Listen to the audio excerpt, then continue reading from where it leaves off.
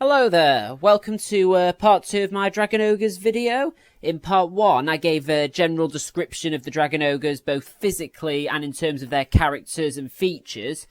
Which reminds me, one little yet quite important thing that I subsequently found out about the Shaggoth since that video is that rather than the title Shaggoth being used for the purpose of creating a vague distinction for the older, larger and more powerful Dragon Ogres, which in itself is true, the title is actually a lot more specific and complete, in that a Dragon Ogre is called a Shaggoth if he, she, it, is old enough to have taken part directly in the pact with the Chaos Gods.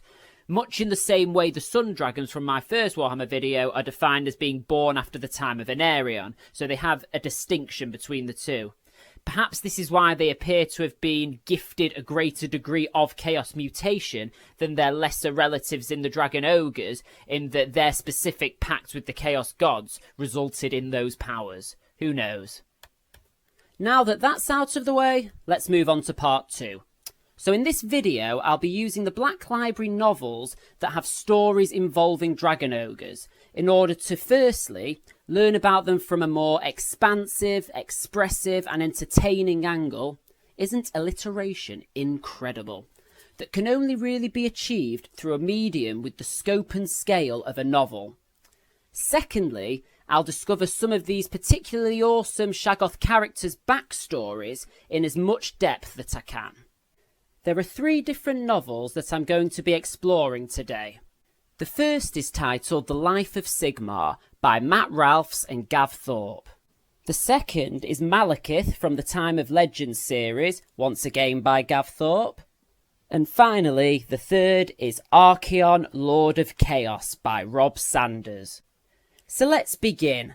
The Life of Sigmar is a very simple and elegant little book that has been made to look as if the physical book itself was written and printed by an author within the in-game universe. This is a really cool idea, but let me give you an example of what I mean. On the title page, where the publishing company normally have their small print, it says, Altdorf Press, year 2520, printed with the blessings of the Emperor. Altdorf being the city where the Emperor resides in the present-day Warhammer Old World. The following page then has a printer's introduction written again as if the printer were living in the Old World. So I think you get what I mean. This truly is a fantastical book. Now this book, as the name suggests, is a recounting of the life of Sigmar Heldenhammer, founder of the Empire. Each chapter is only 4 or 5 pages long and tells a simple, to-the-point narrative of the major events in Sigmar's life. One such story takes place before Sigmar united the tribes of men that would go on to make up the Empire, when he was king of the Umberrigan tribe. He goes on a quest to the homeland of the Burgundians in order to form an alliance, alone and without pre-warning. The Burgundian king, Sigurd, agrees to form an alliance if Sigmar goes on a quest to rid the land of a huge monster that has been plaguing his people. Have you guessed who or what this monster might be? Your time starts now! Bow. Yep, you guessed it, it's a Shaggoth. And not just any Shaggoth, but Skaranorak, one of the Shaggoths thought to be father of all Dragon Ogres. Sigmar agrees and heads to the Black Mountains to face it down in single combat. I'll pick up the story as Sigmar is entering the cave where it dwells. After 2 days and nights of toil, Sigmar passed through a tight crevice and into an open place. The sky opened up over his head, wide, flat and drab as slate. He saw that he was on a spit of rock that jutted out over the mountainside. Sigmar peered over the side and saw nothing but swirling mist. The bottom was lost in its cold depths. The mountains soared up on all sides, their flanks skirted with clouds. Rocks and boulders littered this precarious place, and Sigmar saw bones strewn everywhere, which crunched under his feet. Bones of horses, cows, sheep, and humans. Sigmar knew he was near Skaranorak's lair. He crept forward from one boulder to another. The hiss of the rain and the shriek of the wind battered his ears, but underneath he could hear a deep, rhythmic rumbling, like the sound of a creature in slumber that grew louder with every step he took. But what size of beast could make such a racket? He saw a cave which scarred the otherwise featureless cliff that slanted up the mountain. Around the mouth of the cave lay many rocks, which were blackened as if a tremendous heat had scarred them. At the entrance of the cave, fast asleep, was Skaranorak. Sigmar gasped in wonder at the beast. It was a thing of flesh and blood, yet it seemed harder, older, and stronger than the rocks of the mountain that it called home. Its head rested against a boulder and was covered in long black hair. Its eyes were closed, but Sigmar could see a baleful fire burning through a crack in its eyelids.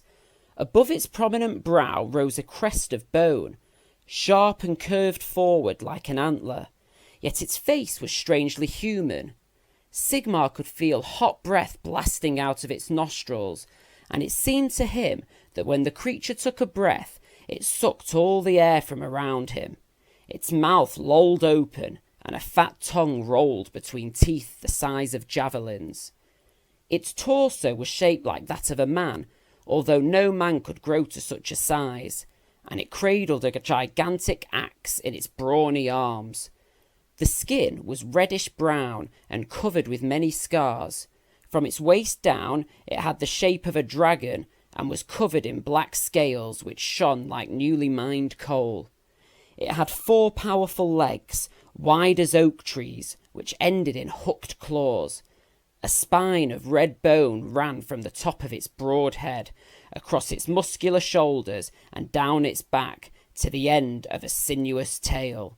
Sigmar marvelled at its savage beauty. The gods are smiling on me today, he thought. I can kill it while it sleeps, although it seems unjust to end its life in such a dishonourable fashion. The gods heard his words and saw the opportunity to test Sigmar's strength. How mighty was this man among men, they asked themselves. Allowing him to kill Skaranorak in its sleep was no way to find out, so they set a plan in motion. As Sigmar crept towards the creature, he was almost overcome by its stench of damp wood and blood. Rain began to fall, softly at first, but it got stronger until the rocks ran with water and the ravine echoed with the sound of it rushing down through fissures and cracks. The mountains disappeared behind a thick pall of grey fog. Thunder grumbled angrily and the air was tense. Skaranorak began to stir, and Sigmar quickened his pace.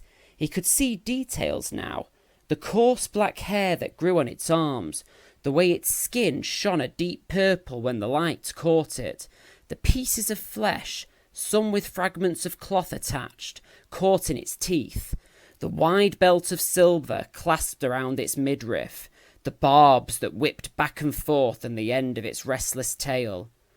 Taking care to remain silent, Sigmar climbed up onto the rock where the creature's head rested. He raised his hammer and with a muttered farewell, swung it down with all his might. In that very instant, a clap of thunder burst with the noise of a landslide. Lightning arced down and bright fingers of power lanced into the cave. Sigmar tumbled from the rock and landed on his back. Thunder reverberated around the cave and the rain lashed out. The god-sent elements of power wrapped themselves around the awakening beast in flowing rivulets of coruscating blue, infusing new strength into its flesh and bones. The creature clambered to its feet. A shard of lightning caught it full in the chest. It spread its mighty arms, threw back its head, and roared to the heavens.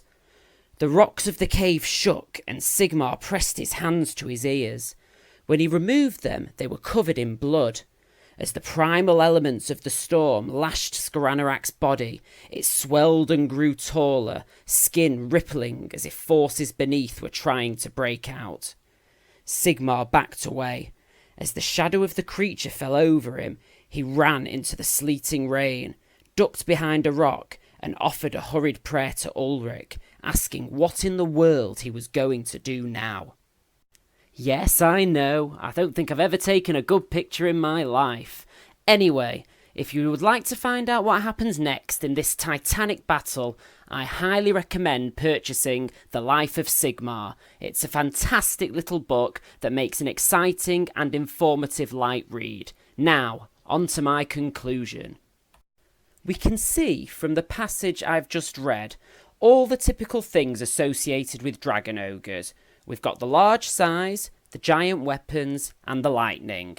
However, there are a few interesting things that do stand out. The first is in relation to the lightning. The thunderstorms already surrounded Skaranorak's lair while he slept. This could just be a coincidence, but also could mean that lightning continuously surrounds a Shaggoth and is a permanent feature of being in their company. Also, when called upon, the lightning seems to be absorbed through a Shaggoth's chest. We may in fact see a repeat of that scenario in the second novel that I'm going to talk about. The second thing that I found pretty interesting is the presence that Skaranorak gives off and the feelings it stirred in Sigmar. It seemed older than the mountains. This is quite possibly literally true, as if Skaranorak is the father of all dragon ogres, he was around before the old ones reshaped the earth.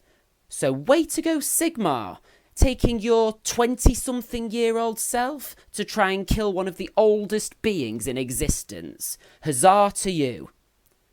Another quote was, Sigmar says, it had a strange and savage beauty. Now, this is a creature of pure chaos, yet the sheer magnitude of its power is something that a warrior's soul like Sigmar's can find inspiring.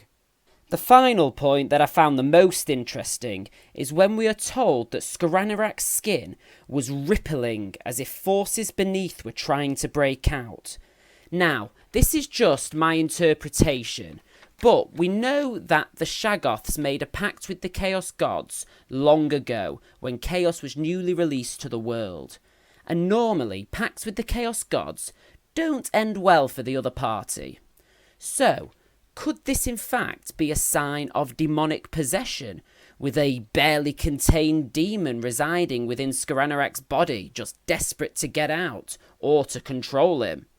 Or maybe he has been a creature of chaos for so long that the pure chaos energies have built up to the point where he will no longer be able to contain them and explode, or become a giant chaos spawn, releasing God knows what into the world. Now, I may be reading too much into this, but some of the pieces do seem to fit. Anyways, I think that's enough of that book.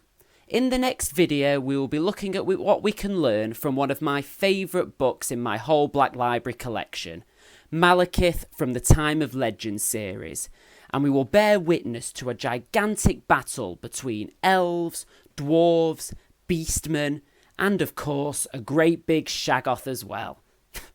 You know, that never stops being funny. So, if you fancy checking that out, then please subscribe, and as always, thank you very much for watching. I hope you have a wonderful day.